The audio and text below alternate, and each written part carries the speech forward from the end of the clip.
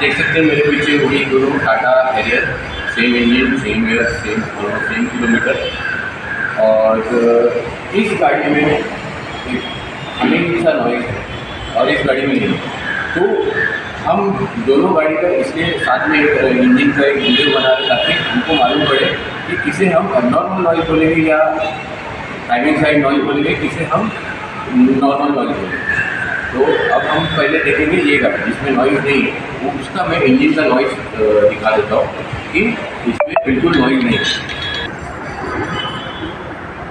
तो अभी हम ये जो ग्रे कलर की गाड़ी है वो स्टार्ट करेंगे। स्टार्ट करके इसे हम थोड़ा एक्सेलरेट करेंगे।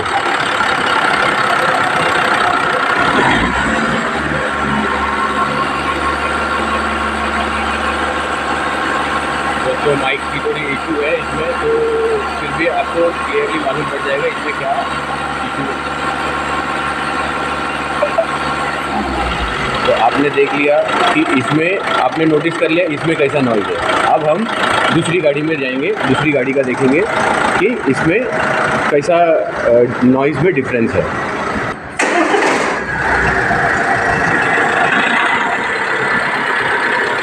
अब देखिए ये दूसरी वाइट कलर की गाड़ी है और इसका नॉइज़ आप देखिए।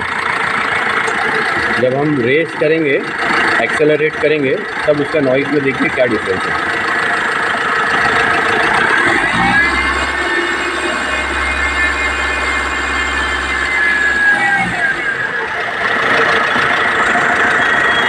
तो जैसा कि आपने नोटिस किया कि जब हमने ये गाड़ी पे स्टार्ट किया था, सिमिलर नॉइज़ इसमें स्टार्ट करने के टाइम पे आया था, लेकिन जो वाइनिंग का जो नॉइज़ आ रहा है, जो टाइमिंग साइड कोई भी टाइमिंग साइड का बेयरिंग हो गया, टेंसर बेयरिंग और या तो ऑल्टरनेटर बेयरिंग, ये हम बाहर से आइडेंटिफाई नहीं कर पाएंगे। इसके लिए आपको सर्विस सेंटर या मैकेनिक के पास जाना होगा, वहाँ वो आइडेंटिफाई कर पाएगा कि एग्जैक्टली कौन से बेयरिंग का नॉइज़ है।